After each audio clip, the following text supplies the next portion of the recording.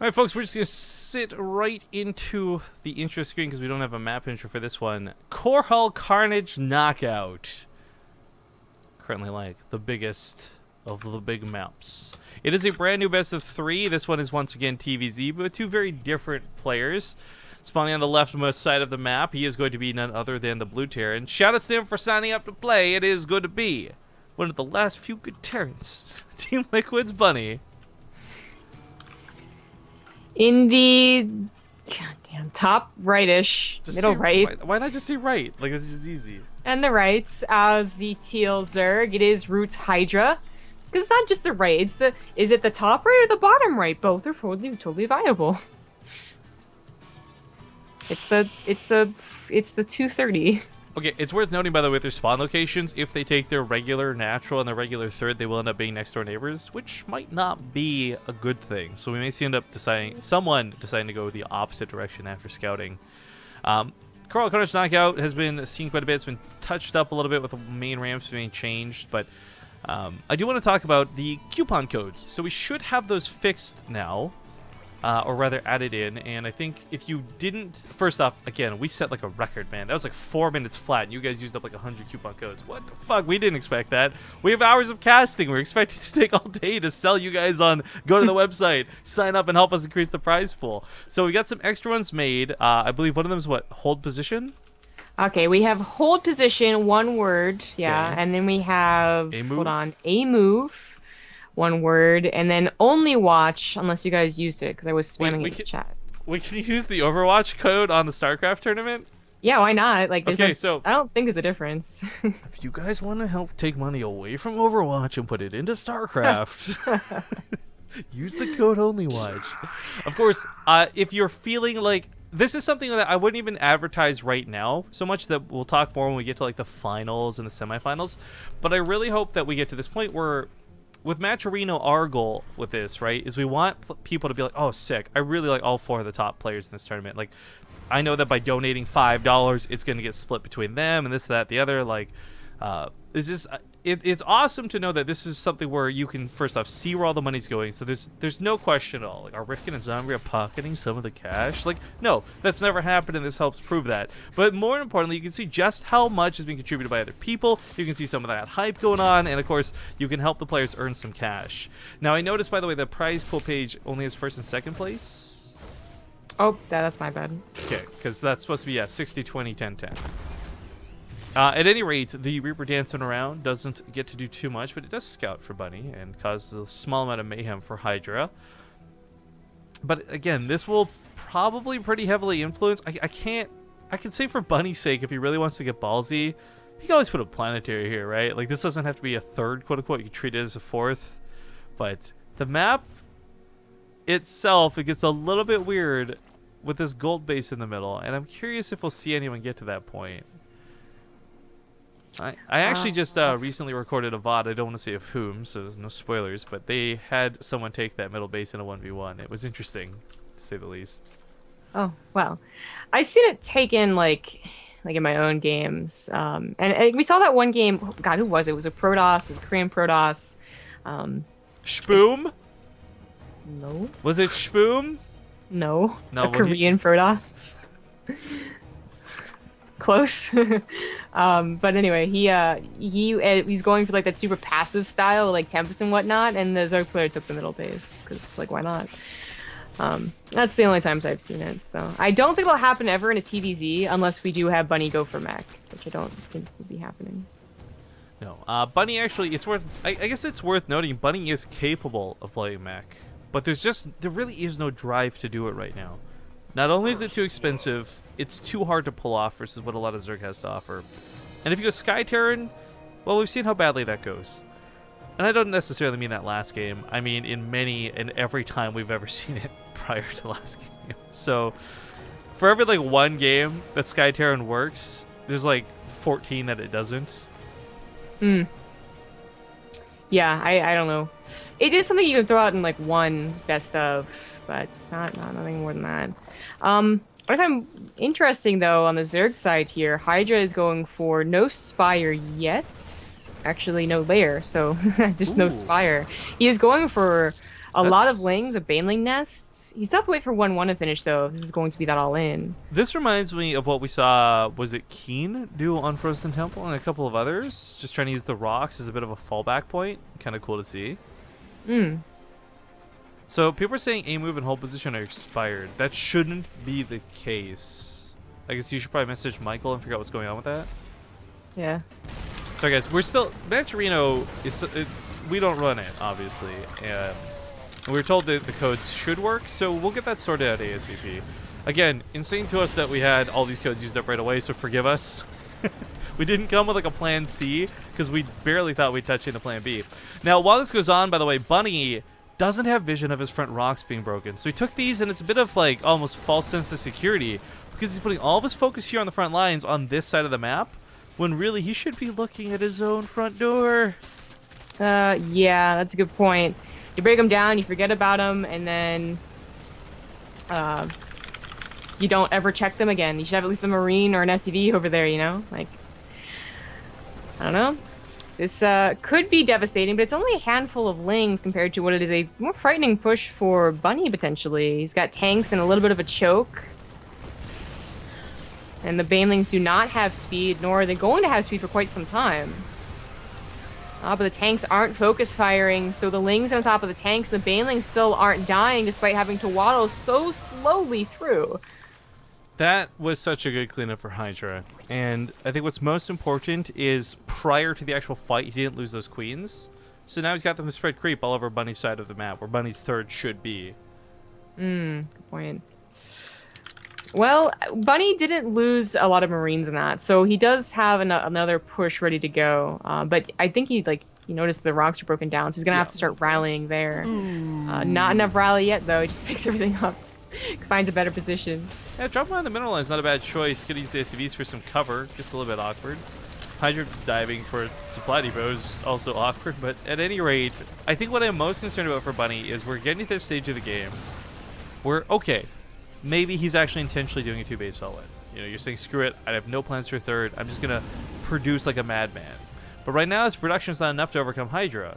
Like, even if it wasn't just like a numbers game, banelings are gonna be so effective when it's against primarily Marines. There's like, how many tanks are this? Like one? You know, one single tank. Yeah, I guess he never went for double factories, so, you know, I guess he is still on 2 bases. It makes sense. And with that in mind, this has definitely not worked. I mean, Hydra was going for a long time just staying on hatchery tech, so that's why his baneling speed is still so slow. But it did give him a lot of minerals to work with, and a lot of gas to work with the ling baneling attack, or defense in this case. But a double drop in the main base is doing a lot of damage. There's no banelings over here. Queen's gonna go down. I mean, that's a lot of Marines with +1 weapons. Fortunately, though, they are starting to finally dwindle down. I just don't think it's gonna have that carry-through power. Hydra still sitting on 46 drones, still has that third base, taking a fourth while we speak. For Bunny, killing the main, hell, killing the hatchery still would not have even, or the lair, still would not have been enough damage in this situation. I just want to note, by the way, Matcherino customer support, superb. This is another one of the reasons we like working with them, guys. So they scrapped all the codes that aren't working for whatever reason. So A move and hold position. We don't know why those aren't working, but they aren't. So they made a new batch, and the code is patrol, apparently. You can try caching in patrol on the website, and maybe, hopefully, that will work. We'll find out based on feedback from you guys. But that new batch of baneling's going to roll right in. Bunny's going to pick up these Marines, because I don't think, even on creep, you don't want to be fighting this. And he decides to split, especially on creep. I mean, those are some sick splits. I got to give it to Bunny. Those were some absolutely sick splits. At the end, I thought there would be enough lings to clear up all the Marines that are left alone from each other, but not so. And this is Bunny's, it's his last push, the desperate push, but it is working. Hydra can't get that many banelings up anymore. He has 4 on the way. Those could be easily targeted down. Yeah, this is crazy to me that it's gotten to this point. Bunny is still just rallying with little units he has over. A little bit of focus fire means these banelings never touch the Marines. Falling back to that siege tank, I mean, they can't one-shot the Zerglings, but it takes them low, so the Marines have no problem cleaning them up. Pushing that back one more time. Hydra, who had decent mining before, is not mining his main while this goes on. He's not mining his third while this goes on, so he's only on like 1 base production. Now this is a real tug of war, but Bunny's army supply is kicking ass and punny. Wow. Damn. I did not expect that. Nor did I, Miss Grub. That was a fantastic game 1 out of Bunny. Okay. And that's Hydra's choice. That's okay. Yeah, Crawl Carnage Knockout is a bit of a rough map though. So I mean, that went whatever direction it did. But I'm just really impressed to see Bunny, who looked like his rally was compromised. He took so many bad bailing hits to start. He had one tank, like one tank. I want to stress that out here, like one tank. Like I did not expect him to take that game. That was awesome. Hydra's choice will be Frozen Temple.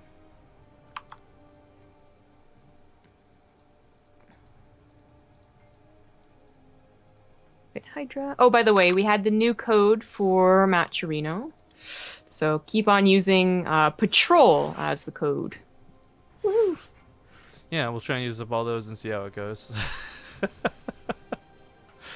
I love it because I'm not gonna lie, I get a little bit petty and I check out all the other competition, and like whether it's Mara and Naniwa with the show matches, which by the way, to show that I'm not super petty, I did donate to. You can see it on that list because I want to help them out with their thing too. But whether it's our stuff, other stuff, like BaseTradeTV for whatever reason seems to have the best audience for this, like where people actually use these codes. Because a lot of tournaments I'll see like, oh, that tournament has like a huge prize pool, but 99% of it was like them donating and nobody contributed. Yeah. So shout outs and high fives to you guys. But Frozen Temple, we'll see you soon. So I see a really funny tweet as we hop here into game number 2 from Red Bull, where they posted a picture of Mercy from Overwatch and says, let's be real, we all know where Mercy really gets those wings from. But correct me if I'm wrong, didn't Red Bull just go through a giant lawsuit about the phrase Red Bull gives you wings? Like, I just feel that's not a good tweet to make. I forget what was the outcome of it, though, because they still make jokes about it. So is it only, like, United States they couldn't, and that's actually, like, the European Red Bull account, or I don't know. I just, Canadian first off, Red Bull. I am astounded that someone, like, I know that nobody, I really, truly, in my heart, don't believe someone actually thought Red Bull gives you wings, but the fact that somebody claimed that that was the case, and they're like, well, it didn't, so give us money, blows me away. Like, that's just the world we live in, right? America. But okay, we are going to hop into game number 2. In the top left side of Frozen Temple, he is going to be the blue Zerg player from Root Gaming. Give it up for Hydra. In the bottom right, as the red Terran, it is Liquid Bunny. So Hydra, by the way, if you guys don't follow him on Twitter, was tweeting a lot of stuff out regarding the most recent incidents. Hydra's actually been a pretty vigilant guy when it comes to just, you know, not really enjoying that people do that stuff. He's not a fan of the shady side of StarCraft, all that good stuff. But what I found really interesting amongst some of the tweets he was making, where he's voicing his opinions on the whole match fixing drama, was, and I know you brushed this off, but I just, even in the instance where it is nothing big, I still find it interesting that they had some sort of course or class or lecture on CJ Antis where they're like, by the way, so here's what could happen to you, right? Like, well, you could be approached for match fixing. Say no to drugs, kids. So basically, it'd be like if, like, I don't know, like your school, someone was busted for being a drug dealer. And of course, because someone was busted, yeah, exactly. Like, that's when they have the assembly saying, like, don't deal drugs. Even if you don't do it yourself, it's still bad. Because that's actually exactly what happened with Savior. Everyone thought he was only the dealer, shall we say, and then they found out he actually also participated in the match fixing, and he was on CJ Antis. So CJ Antis, of course, had the assembly after. And I mean, again, even if it's just something like a post-it note, I still actually like that there's at least this notion of them saying, look, we know this could happen. We know this could happen to you guys specifically. Stay vigilant, you know, like whatever the case may be. I like hearing that there was not no precautions taken, and that this was just something so wild and crazy, and like of course it happened because nobody uses a condom, you know, like yeah, true. I feel like they should because like back when Savior did this, there was a whole lot of shows and variety shows and whatnot about StarCraft 2, or not variety shows, but like talk shows. And there was this one where, like, one of the casters is just, like, so mad. He was, like, red in the face while eating his Korean barbecue and just, like, telling the cheaters that, like, they ruined everything and that they just are a disgrace. They should just watch, like, that. That should be the PSA video. It's like every team is shown. It's the opposite. You know that guy who's, like, in the water, that motivational video? Like, don't give up. You can do it. Yeah. Okay, well, yeah. For Bunny this game, interestingly enough, I thought he was just going straight up for... like, though this is like one Widowmine submarines, I thought it was gonna be a couple Widowmines. The tank's not a bad addition, but I like that he's going for a drop. That he's gonna be trying to put some pressure on Hydra. A lot of people at the end of that last game, you know, we saw chat gets a little bit riled up. Fucking Terran, am I right? You know, that sort of ordeal. But Bunny made a lot of really cool decisions that game. For example, one of the ones I bring up then that I can reference to getting aggressive now was his choice to not sit at home with 2 medevacs and try and fight a defensive battle, but instead go across the map and try to get damage done behind it. So whether it's a drop like this to start or whether it's continued drops later on, I do want to bring up this notion of the rocks one more time, where I don't think this tank is walking over. But if Bunny really wants to put pressure on this third, we've seen multiple times, like whether it's one drop, whether it's a dedicated drop, whether it's the tank follow-up, you can put pressure on Frozen Temple pretty nicely. Yeah. In that situation, I am surprised he doesn't do a new push, you know, like that does include the tank or even 2 tanks, because, you know, we saw, I think Keen actually, was still in the tournament, did that.